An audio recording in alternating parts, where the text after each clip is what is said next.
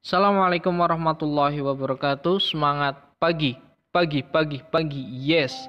Alhamdulillahirabbil alamin, pada kesempatan kali ini kita sudah masuk ke bab yang keenam dan sudah melaksanakan UTS genap.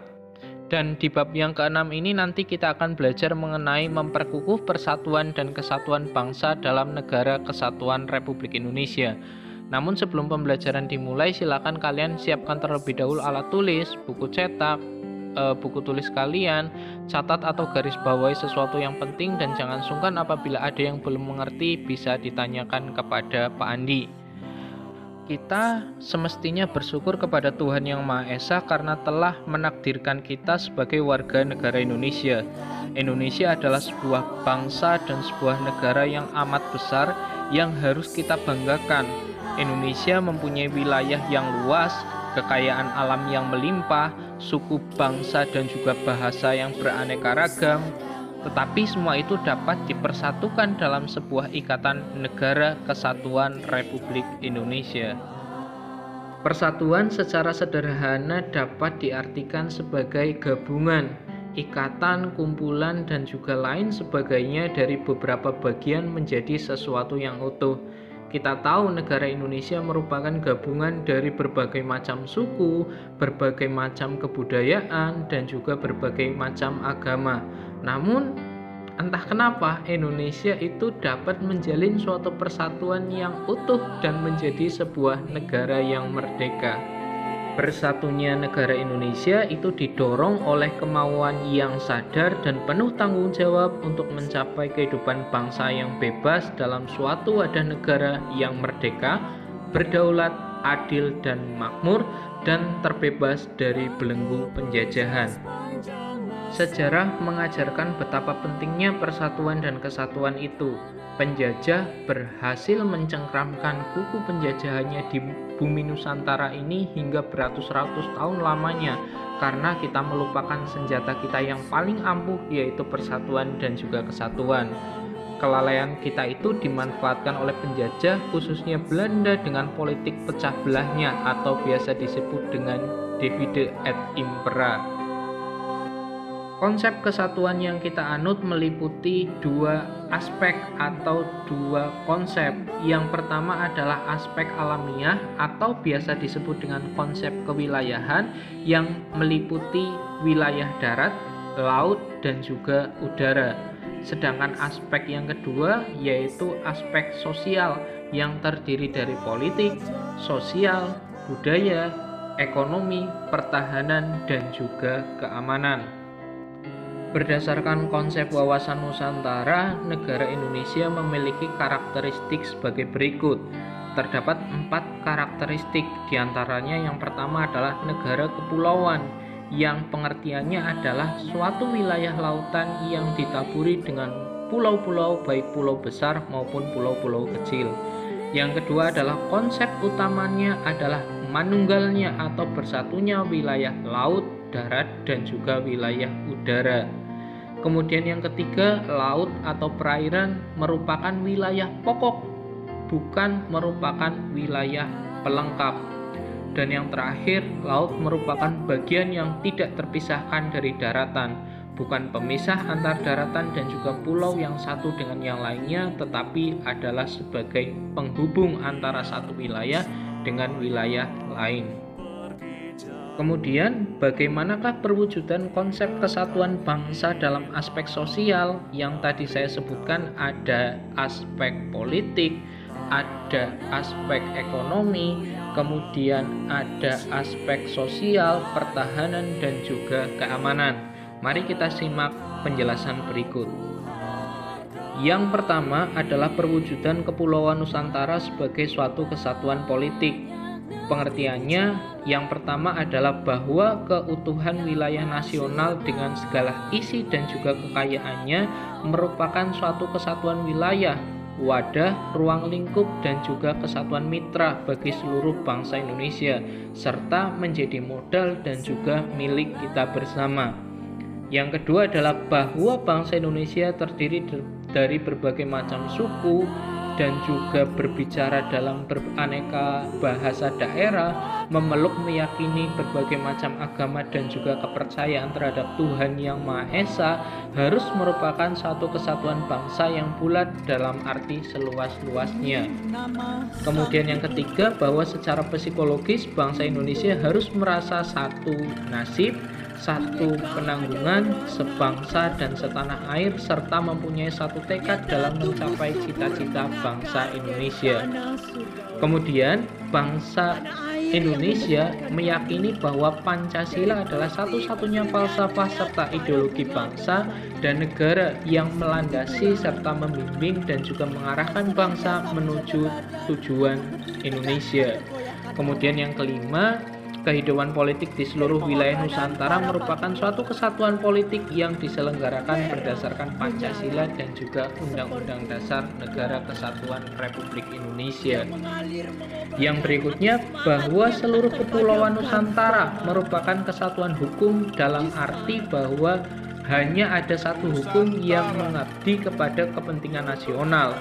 Dan yang terakhir, bangsa Indonesia hidup berdampingan dengan bangsa lain dan ikut menciptakan ketertiban dunia berdasarkan kemerdekaan, perdamaian abadi dan juga keadilan sosial melalui politik luar negeri yang kita kenal dengan politik luar negeri bebas aktif serta diabadikan untuk kepentingan nasional.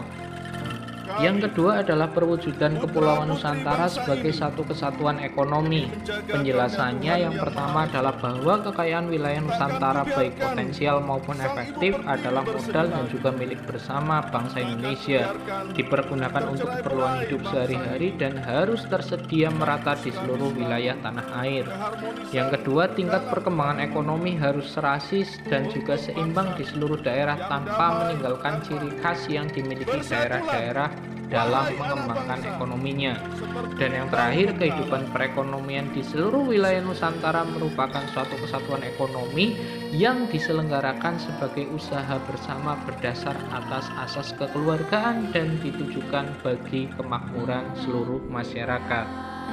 Yang ketiga adalah perwujudan Kepulauan Nusantara sebagai satu kesatuan sosial budaya. Penjelasannya bahwa masyarakat Indonesia adalah satu, sama, merata, dan juga seimbang, serta ada keselarasan kehidupan yang sesuai dengan kemajuan bangsa. Kemudian, budaya Indonesia pada hakikatnya adalah satu. Corak ragam budaya yang ada itu menggambarkan kekayaan budaya yang menjadi modal dan juga landasan pengembangan budaya seluruh bangsa, yang hasil-hasilnya dapat dinikmati oleh seluruh masyarakat Indonesia. Dan yang terakhir, yang keempat, perwujudan Kepulauan Nusantara sebagai satu kesatuan pertahanan dan juga keamanan. Pengertiannya bahwa ancaman terhadap suatu daerah pada hakikatnya merupakan ancaman bagi seluruh wilayah negara Indonesia. Yang kedua, bahwa tiap-tiap warga negara mempunyai hak dan juga kewajiban yang sama di dalam pembelaan negara. Selain belajar mengenai pengertian persatuan dan kesatuan, ada beberapa istilah lagi yang harus kalian pahami. Di antaranya ada integrasi nasional, kemudian ada nasionalisme, dan yang terakhir adalah patriotisme. Kita mulai dari pengertian yang pertama, yaitu integrasi nasional. Apa sih itu integrasi? Integrasi dapat diartikan sebagai suatu proses penyesuaian di antara unsur-unsur yang saling berbeda yang ada di dalam kehidupan, sehingga menghasilkan keserasian dalam kehidupan masyarakat. Kemudian bangsa Indonesia secara sadar ingin bersatu dan agar hidup kokoh, perlu memiliki faktor-faktor integratif. Faktor-faktor integratif sebagai perekat persatuan meliputi yang pertama adalah Pancasila, kemudian yang kedua adalah Undang-Undang Dasar Negara Republik Indonesia tahun 1945, yang ketiga ada Sang Saka Merah Putih, yang keempat Lagu Kebangsaan Indonesia Raya, yang kelima Bahasa Indonesia, dan yang keenam atau terakhir yaitu Sumpah Pemuda. Dan sebetulnya masih banyak faktor-faktor integrasi nasional yang lainnya.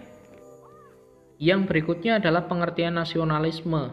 Nasionalisme adalah suatu paham yang menganggap bahwa kesetiaan tertinggi atas diri kita harus diserahkan kepada bangsa dan negara. Paham nasionalisme mulai dikenal di Indonesia sejak saat berdirinya Budi Utomo, tepatnya tanggal 20 Mei tahun 1908. Berdirinya Budi Utomo itu merupakan awal dari kebangkitan nasional dan merupakan awal dari kesadaran nasional. Tanggal berdirinya organisasi ini disebut Hari Kebangkitan Nasional. Dan istilah berikutnya atau istilah terakhir yang kita pelajari pada kesempatan kali ini yaitu patriotisme. Apa sih itu patriotisme? Patriotisme merupakan sikap sudi mengorbankan segala-galanya untuk kejayaan tanah air, bangsa, dan juga negara. Adapun ciri-ciri seorang yang memiliki jiwa patriotisme diantaranya yang pertama cinta tanah air, yang kedua rela berkorban untuk kepentingan bangsa dan negara, menempatkan persatuan, kesatuan, serta keselamatan bangsa di atas kepentingan pribadi maupun golongan, yang berikutnya berjiwa pembaharu, dan yang terakhir adalah tidak kenal menyerah. Nah, itu saja pembelajaran yang dapat Bapak sampaikan pada kesempatan kali ini. Untuk penugasan silakan dibuka halaman 181. Di situ ada bacaan potret perbatasan tinggal di Indonesia menggantungkan hidup dengan Malaysia. Silakan itu bisa kalian baca dan kemudian dikerjakan ya.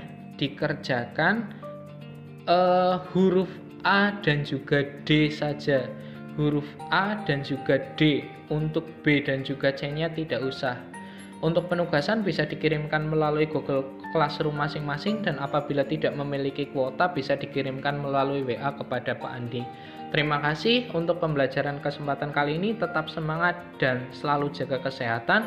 Billahi taufik walhidayah. Wassalamualaikum warahmatullahi wabarakatuh.